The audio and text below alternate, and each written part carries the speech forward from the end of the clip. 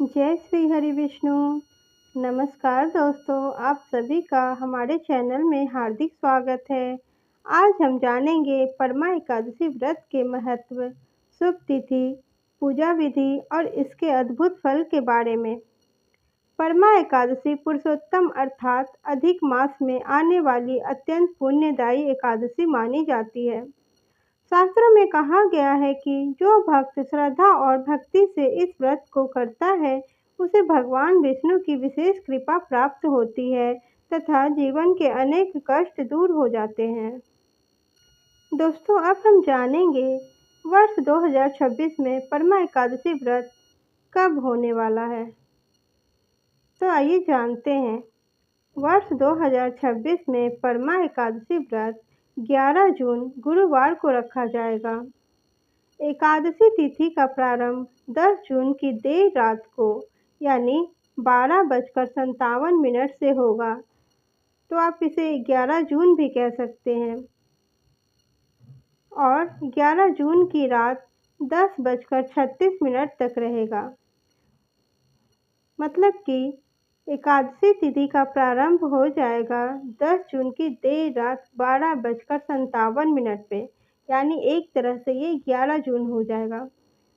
और 11 जून की रात 10:36 तक रहेगा।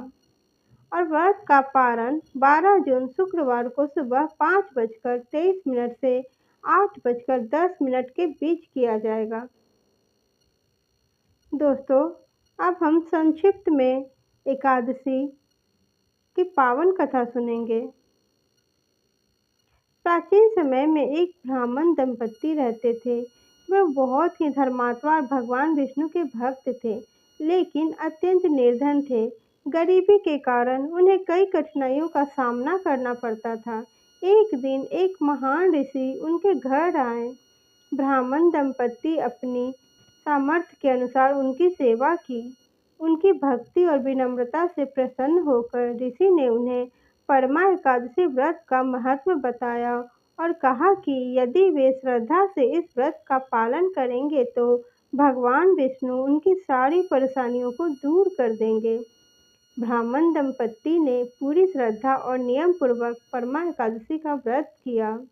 भगवान विष्णु उनकी भक्ति से प्रसन्न हुए। सुख, समृद्धि तथा सम्मान का आशीर्वाद उन्हें प्रदान किया। धीरे धीरे उनके जीवन की सभी कठिनाइयां समाप्त हो गई। इसलिए कहा जाता है कि परमा एकादशी का व्रत केवल भौतिक सुख नहीं देता, बल्कि आत्मिक शांति और भगवान की कृपा भी प्रदान करता है। दोस्तों, अब हम जानेंगे परमा एकादशी व्रत की पूजा विधि। परमा एकादशी के दिन प्रातःकाल स्नान करके स्वच्छ वस्त्र धारण करें। पूजा स्थान पर भगवान विष्णु की प्रतिमा या चित्र स्थापित करें। उन्हें पीले पुष्प, तुलसी की दल, धूप, दीप और नैवेद्य अर्पित करें। ओम नमो भगवते वासुदेवाय मंत्र का जप करें तथा विष्णु सहस्त्रनाम या गीता का पाठ करें। दिन भर सात्विक विचार रखें और यथासंभव भजन कीर्तन में समय बिताएं। दोस्तों, व्रत का महत्व इस तरह है।